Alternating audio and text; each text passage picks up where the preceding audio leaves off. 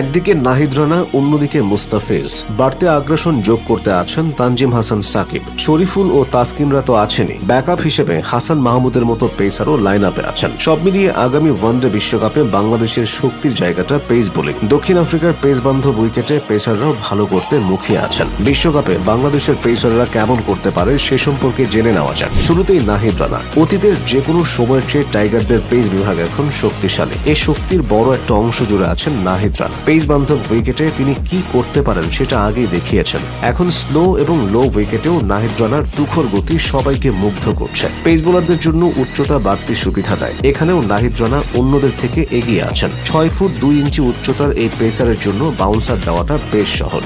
আর 140 ও 145 kilometre গতিতে ছোড়া বলের সাথে বাউন্সার যোগ করে সেটা যে কোনো ব্যাটারদের ভরকে দেয়। নাহিদ রানা দিনকে দিন নিজের বোলিংকে আরো শানিত করছেন, আরো ক্ষুরোধারও হচ্ছেন। চোট বা ফর্মহীনতা কাবু করতে না পারলে বিশ্বকাপে তিনি বাংলাদেশের বড়সড় ট্রাম্প কার্ড হবেন। বাজির ঘোড়া হবেন কাটার মাস্টার মুস্তাফিজ। মুস্তাই দেশের সেরা পেসার, এ নিয়ে কারো দ্বিমত নেই। অফ ফর্মে থাকা মুস্তাও প্রতিপক্ষের জন্য ভয়ের কারণ। সেখানে এখন তিনি আছেন ফুল ফর্মে। যদিও টি-20-র মতো ওয়ানডেতে তিনি আগের মতো ধারালো বোলিং করতে পারেন না, তবে মুস্তা ভালো করলে বিশ্বকাপে বড় চমকের আশা করাই যায়। তাছাড়া সাউথ আফ্রিকার কন্ডিশনের সাথে মুস্তা পরিচিত।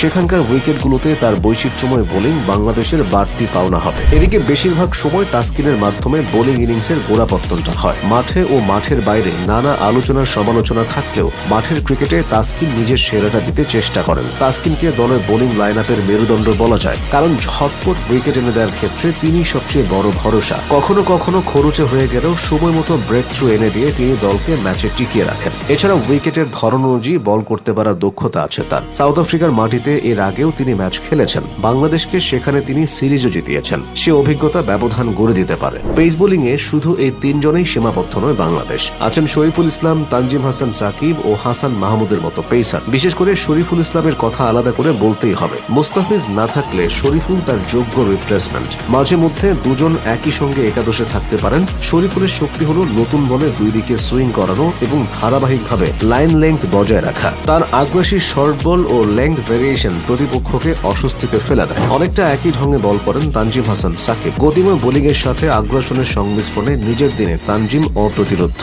পারফেক্ট বাউন্সার এবং নিখুঁত ইয়র্কার দিয়ে ব্যাটারদের ভরকে দিতে জানেন। দলের বিপদে শেষ দিকে নেমে রান তুলতেও পারদর্শী তিনি। তাই বিশ্বকাপে তার দিকেও চোখ থাকবে সমর্থকদের। নজর থাকবে হাসান মাহমুদের দিকে। একাদশের বাইরে থাকা হাসান মাহমুদ যে কোনো সময় দলে এসে পারফর্ম করতে পারেন। ভেরিয়েশনের ভেলকির পাশাপাশি তার কার্যকরী ইয়র্কারগুলো স্লগ ওভারে ম্যাচের পার্থক্য গড়ে দেয়। যেদিন তিনি ছন্দে থাকেন সেদিন বেশ কিপ্টে বোলিংও করতে পারেন। সাদা পোশাকের সাফল্যে তার গায়ে